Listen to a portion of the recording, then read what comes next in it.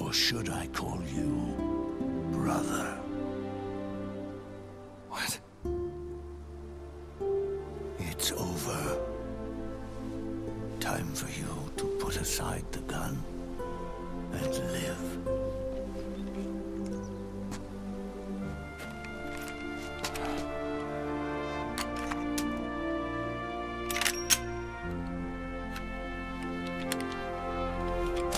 It all began with a bunch of old fools. Now, they've all passed away. Their era of folly is over.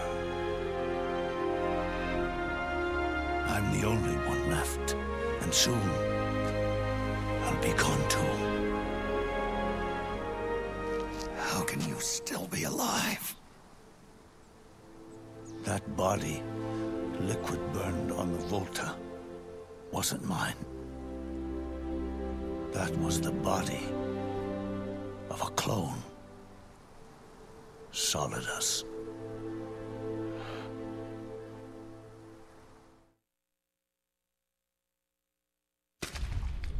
He was a perfect clone. Zero and the proxy AIs that came after him were convinced that Solidus was me.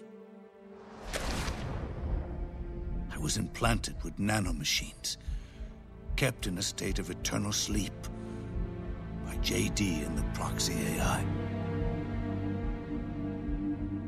They had me sealed away completely, not only my physical body, but my will too. The technology was similar to what they used to restrain the B&B members you encountered. For me to wake again, the system had to be destroyed, one way or another. Ocelot and Eva wanted two things: to bring me back to life, and to end the Patriots. That meant destroying the AI and killing the man, JD and Zero. Right before you uploaded the virus into GW, the way to JD was opened, but only through the physical manifestation of GW.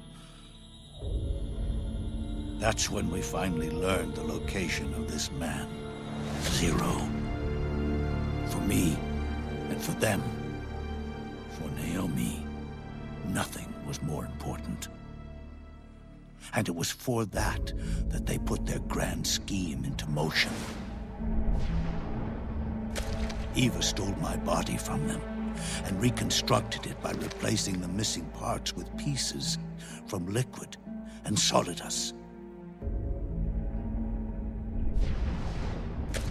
And Ocelot, in order to fool the system, used nanomachines and psychotherapy to transplant Liquid's personality onto his own. He used hypnotic suggestion to turn himself into Liquid's mental doppelganger. For all our advances in nanotechnology, information and genetic control, they've never managed to control people at will, let alone turn one person totally into another.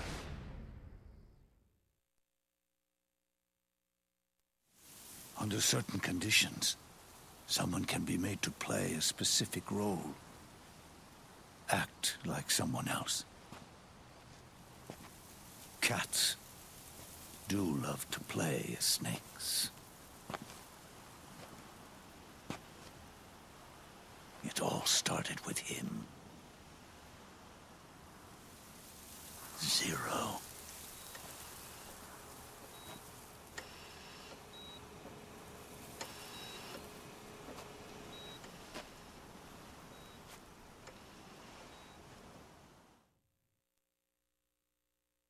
Zero grew old, and by the end his Patriots were being run by a network without shape or form.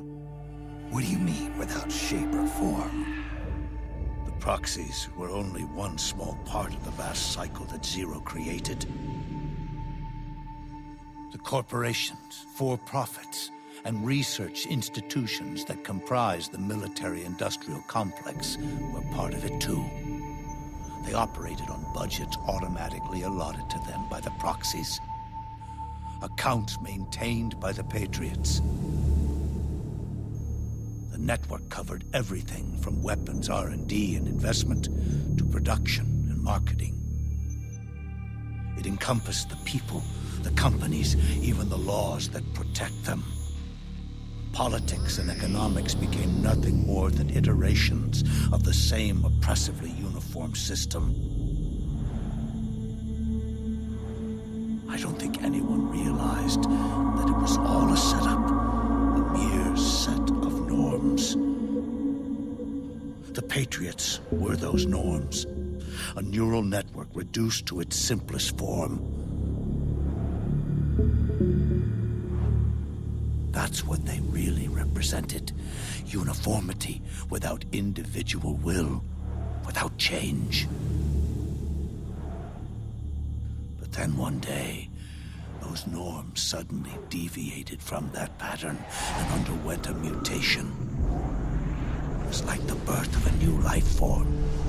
The system found a new way to propagate itself. War. The norms the Patriots had crafted for their unified state quickly became dependent on a single business, the war economy. Meanwhile, the political cause of creating a cleaner, safer battlefield provided a convenient catalyst. By then, the system was no longer being steered by Zero's will, or anyone else's. It was then that the norms, manifested as AIs, the inheritors of Zero's will, began to reproduce and take on a life of their own. Zero's original intent was to carry on the boss's will and establish a unified world state, an inside world. But his successors failed to carry on his will. Eventually, JD became the very age itself, propagating its will as it pleased, and this age chose to act through economics instead of nation-states. Powered by the industrial and digital revolutions that came before it, this age gave birth to a twisted economic revolution, a battlefield revolution. It created a new world without substance. In this new world, there were no ideologies, no principles, no ideals, not even the thing she treasured most, loyalty. There was only the war economy. It was a colossal error in judgment, one Zero couldn't possibly have foreseen.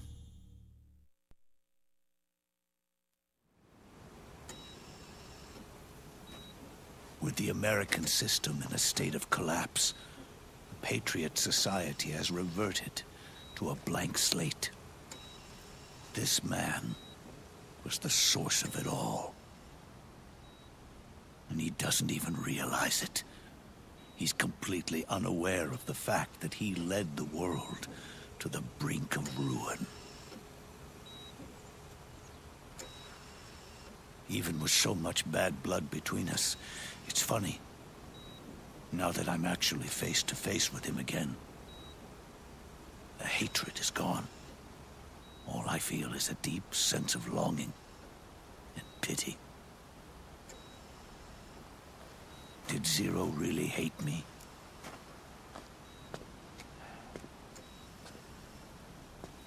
Or did he fear me?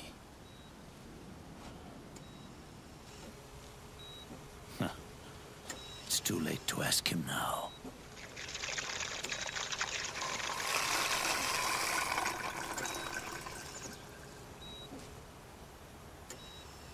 The original members, Paramedic, Sigint, Eva, Ocelot, they've all passed on.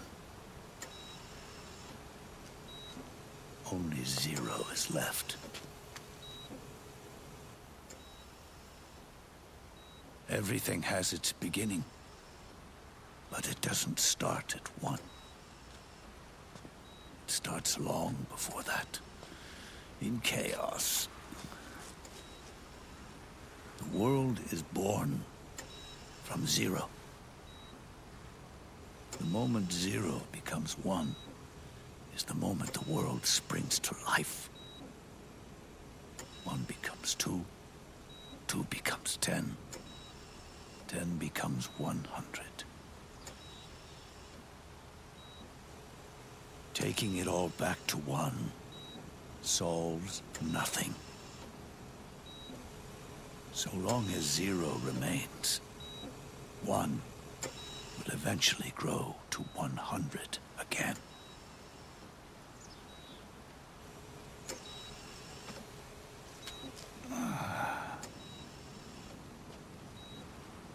And so, our goal was to erase zero.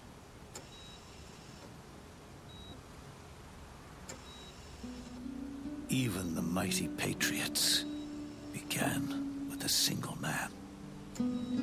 That one man's desires grew huge, bloated, absorbed technology, began to manipulate the economy. We realized too late that we had created a beast. We had helped turn zero into 100. His sin was ours. And for that reason, I'm taking it upon myself to send zero back to nothing.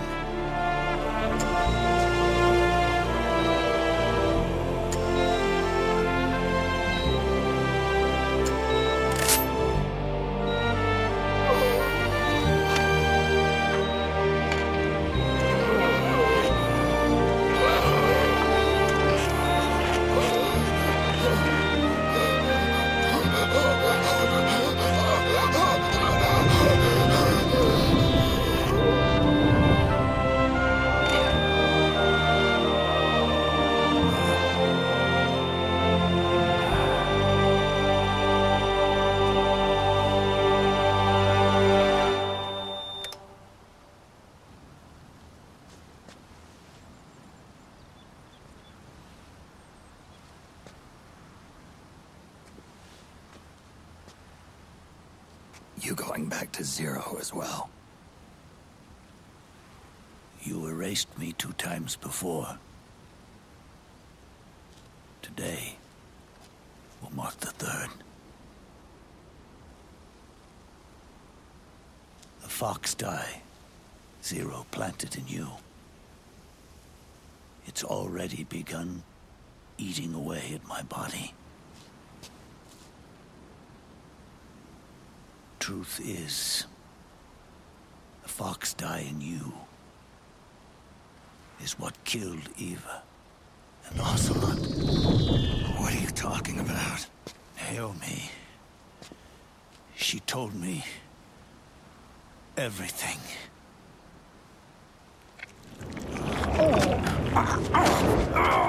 What's wrong? They did it again. They used you to kill me. The Patriots. No, they're proxies in order to bury us. They did it again. In the end, they're no more than a program.